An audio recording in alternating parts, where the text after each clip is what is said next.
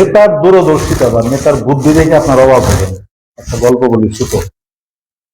এক নেতা সংসদ থেকে বেরিয়ে পরিদর্শনে গেছে, এক স্কুলে পরিদর্শনে গেছে। স্কুলে পরিদর্শনে যাওয়ার পরে রাস্তায় জেলখানা পড়ছিল। স্কুলে পরিদর্শন শেষে যখন ফিরতেছিল তখন জেলখানার জেলার বলছিল যে স্যার আমার জেলখানায় একটু পরিদর্শন করে যান।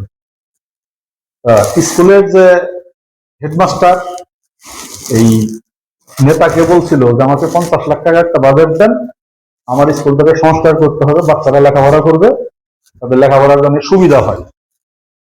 আর জেলার সাহেব বলছিল যে আমার কয়েদিরা থাকতে পারে না, কয়েদিদের থাকতে কষ্ট হয়, তার জন্য 5 লাখ টাকার একটা বরাদ্দ দেন যাতে আমার কয়েদিরা নীরবে থাকতে পারে।